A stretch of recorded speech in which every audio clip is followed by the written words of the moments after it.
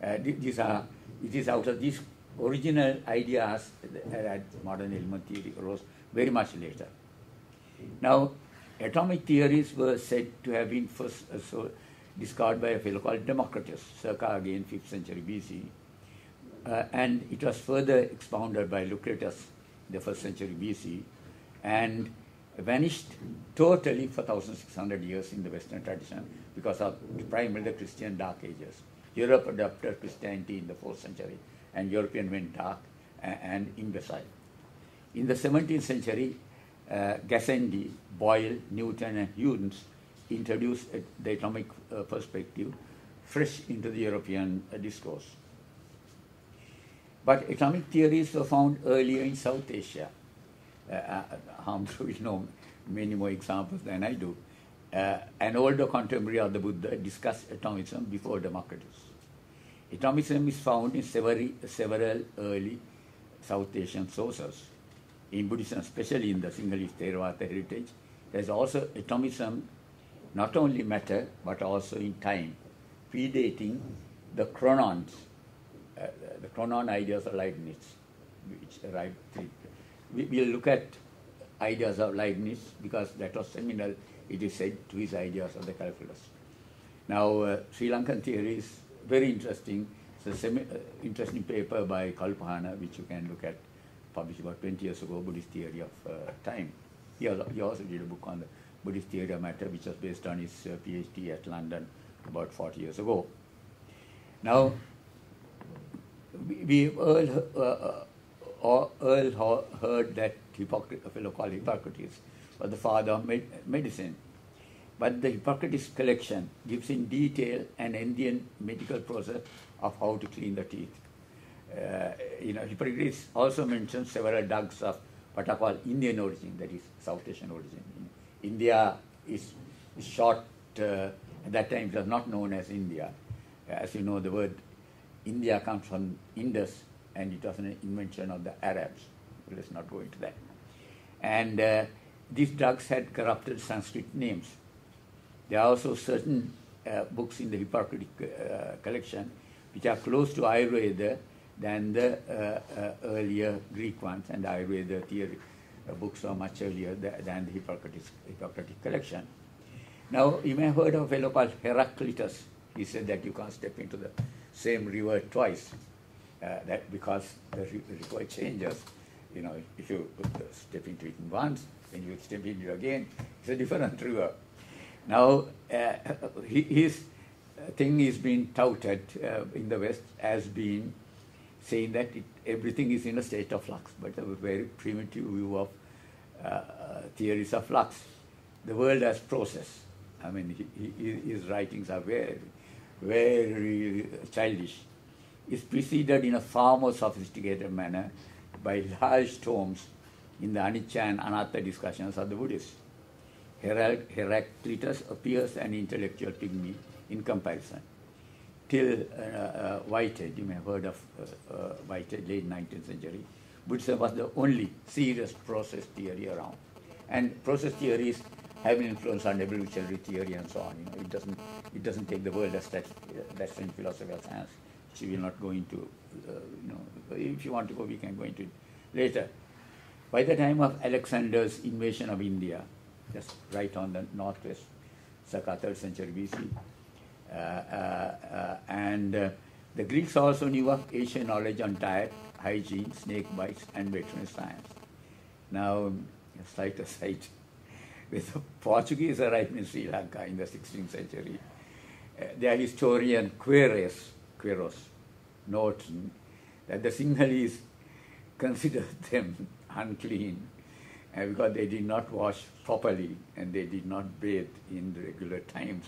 If some of you would understand what it means in code, and if you go to Anuradhapura, you will see the type of hygiene that was maintained there. So I mean, it is said that Versailles did not have bathrooms, and so the question arises: where did they do it? There were servants in the corridor, and they had a trough and they collected it and took it out. And that goes partial mythology, but I am told by my historians of architecture, that is true. Right. After Alexander's encounter, 3rd century BC, there was an explicit dialogue with Asia. In the Buddhist literature, you may have heard of the dialogues of Menander, Milinda Prasna. That's the first serious dialogue between Greek tradition and the South Asian tradition. The Greeks say there is something called absolute, and this Hamduru must have been translated you exactly. He says, we are constructed. He gives the example, I think, of the chariot, no?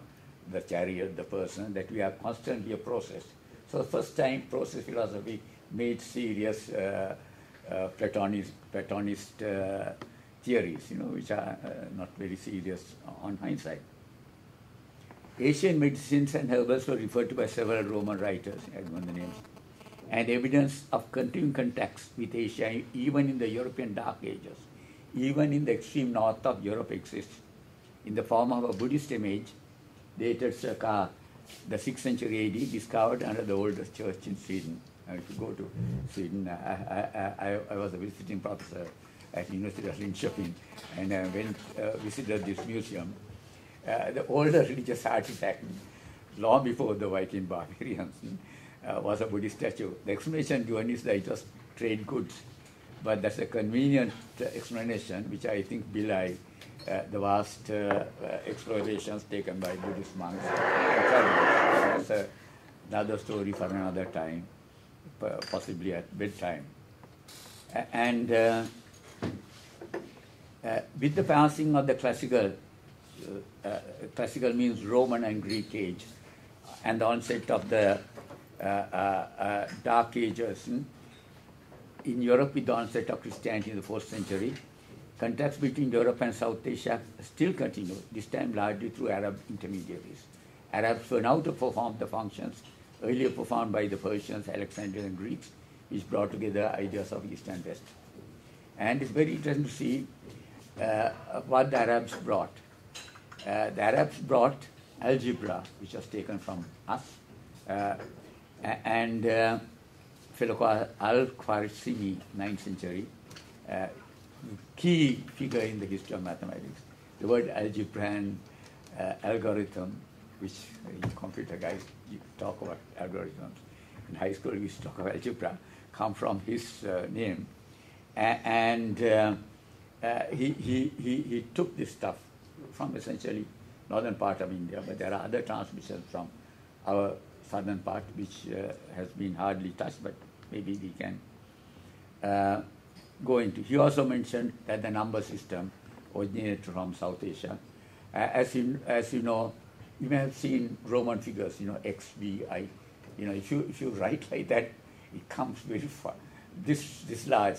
So the Greeks, it is said, could not count to more than myriad, 10,000. Now, in Sri Lanka, common folk, if you remember, common folk used a text called the Pujavali, Pujavali used figures as 10 to the power 136. We have an article coming in our current journal where there's a translation of that. And so there's huge problems in arithmetic. Now, the discovery of zero is related to circa 1st century, 2nd century. In the region, they claim is probably in the region of Andhra Pradesh, and again due to sort of Buddhist influence, according to the British historians current. Now, Asian works on mathematics were also translated and have given the key texts. You may have heard of Aryabhata, I think 4th century, 5th century. You may have heard of also Bhaskara, first, Bhaskara II. They all mention Lanka. The Indian meridian, South Asian meridian, went through Ujjaini. Sterling, correct, no? Ujjaini, no? And Lanka. Now, is it like the Greenwich? Greenwich went through. So for South Asian, they went through Lanka. The question of whether it's Lanka or otherwise is a debatable point, but which I'm sure you can work on it and read it. Now, the basic of modern trigonometry had been developed by Aryabhata first. I think that's 5th century.